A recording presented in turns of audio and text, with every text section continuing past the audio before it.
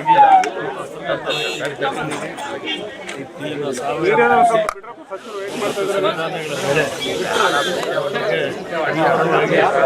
ಕೃಷಿಕರನ್ನು ಭೇಟಿ ಮಾಡಿ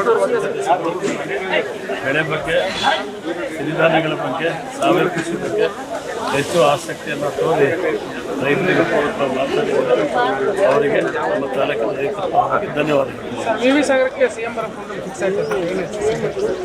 ನಮಗೆ ಅದ್ರ ಬಗ್ಗೆ ಮಾಹಿತಿ ಸಚಿವರು ಮಾಹಿತಿ ಕೊಟ್ಟಿಲ್ಲ ಅಂತ ಸಚಿವರು ಮಾಹಿತಿ ಕೊಟ್ಟಿಲ್ಲ ಅಂತಲ್ಲ, ಮುಖ್ಯಮಂತ್ರಿಗಳು ಬರಬೇಕಾದ್ರೆ ಸದ್ಯಕ್ಕಿಂತ ಮುಖ್ಯಮಂತ್ರಿಗಳು ಮಾಹಿತಿ ಕೊಟ್ಟಿಲ್ಲ. ಸದ್ಯಕ್ಕೆ ಪೋಸ್ಟ್ಪೋನ್ ಆಗಿದೆ. ಮುಂದೆ ಮೊನ್ನೆ ಅಸಮಾಧಾನ ಅವರು ಹಾಕಿದ್ರಿ, ಕೇವಲ ಹಿರಿಯೂರು ತಾಲೂಕಿನ ರೈತರಿಗೆ ಮಾತ್ರ ಸಚಿವರಾಗಿದ್ದಾರೆ ಅವರು. ಉದ್ದೇಶ ಏನಂದರೆ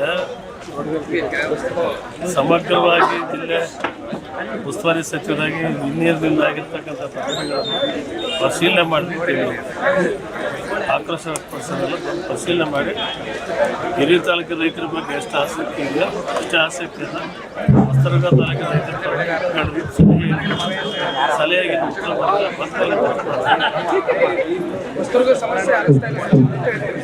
ಹೌದು. ಹೊಸದುರ್ಗ ತಾಲೂಕಿನ ಬಗ್ಗೆ ಸಚಿವರು ಆಲೋಚನೆಯಿಂದ ಮನವರಿಕೆ ಮಾಡಿದ್ವಿ, ಸಮಯ ಕೊಟ್ಟಿದ್ವಿ. ಅದರೊಳಗೆ ಬಂದು ಆಲೋಚನೆ ಮಾಡಿದರೆ ಸಂತೋಷ ಪಡ್ತೀವಿ. ಆಲೋಚನೆ ಮಾಡೋದು ಬೇರೆ ವಿಷಯ. ಯಾರು ಒಮ್ಮೆ ಭೇಟಿ ಕೊಟ್ಟಿಲ್ಲ ಅವರು ಅಂತ ಭೇಟಿ ಕೊಟ್ಟಿಲ್ಲ. ಸಚಿವರು ಮುಖ್ಯಮಂತ್ರಿಗಳು ಬಂದವ್ರಲ್ಲಿ ಬರ್ಬೋದು ಅಂತ ನಮ್ಮ ಅನಿಸಿಕೆ ಇದೆ. ಹೊಸದುರ್ಗ ತಾಲೂಕಿಗೆ ನೀರಿನ ಹಂಚಿಕೆ ಬಗ್ಗೆ ಅವ್ರ ಹತ್ರ ಚರ್ಚೆ ಮಾಡಿದ್ರು. ಈಗಾಗಲೇ ಹೊಸದುರ್ಗ ತಾಲೂಕಿನ ವಿವಿ ಸಾಗರ ನೀರು ಅಂತರ್ಜಲ ಮಟ್ಟದಲ್ಲಿ ಹೊಸದುರ್ಗ ತಾಲೂಕಿಗೆ ಸಹಾಯ ಆಗಿದೆ.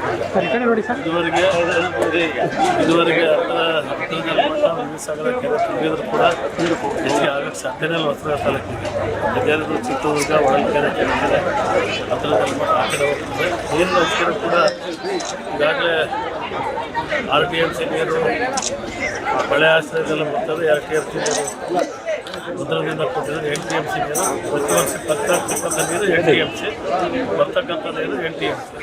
ಅದರಿಂದ ಕೆರೆ ಯಾವಾಗಲೂ ತುಂಬುತ್ತದೆ. ತುಂಬಿರ್ತಕ್ಕಂಥ ಕೆರೆ ಹಿನ್ನೆಲೆಯಲ್ಲಿರ್ತಕ್ಕಂಥ ರೈತರ ಕಷ್ಟವನ್ನು ಶಾಶ್ವತವಾದ ಪರಿಹಾರ ಕೊಟ್ಟರೆ ಒತ್ತಾಯ ಮಾಡಿದ್ದೀವಿ. ಮುಖ್ಯಮಂತ್ರಿಗಳಿಗೂ ನಾವು ನಮ್ಮ ಪಕ್ಕದ ಶಾಸಕರು ಕೂಡ ಈ ನೀರಿನ ಪ್ರದೇಶದ ಭೇಟಿ ಮಾಡಿದ್ದೀವಿ. ನೀರಿನ ಪ್ರದೇಶ ಭೇಟಿ ಮಾಡಿ ಅಲ್ಲಿ ರೈತರ ಸಮಸ್ಯೆಗಳು ಕೂಡ ಬರ್ಕೊಂಡಿದ್ದಾರೆ. ನಮ್ಮ CM ಮೂಲಕ ನಾವು ತಯಾರಿ ನಡೆಸಿದ್ದೇವೆ. ಅವರು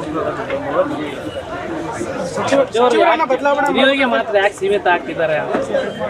ವೋಟ್ ಹಾಕ್ಸಿದಂತ ನನ್ನ ಮತದಾರರಿಗೆ ಹೆಚ್ಚು ನಿರೀಕ್ಷಿತವಾದ ಕೆಲಸ ಮಾಡೋದು ಮಾಡಿದ್ದಾರೆ. ಜಿಲ್ಲಾ ಉಸ್ತುವಾರಿ ಸಚಿವರು ಜಿಲ್ಲೆಗೆ ಅಂತ ಹೇಳಿದ್ರು. ಅದಕ್ಕೆ ಇನ್ನೂ ಹೆಚ್ಚಿನ ಮಾಹಿತಿ ಮುಂದಿನ ದಿನಗಳು ಕೊಡ್ತೀನಿ. ಈಗಲೇ ಪ್ರಶ್ನೆ ಸಚಿವರನ್ನು ಬದಲಾಯಿಸಬೇಕಂತ ಒತ್ತಾಯ ಮಾಡ್ತೀರಾ? ಅದು ಈಗ ಹೇಳಲ್ಲ, ಸ್ವಲ್ಪ ಸಮಯ ಕೊಟ್ಟು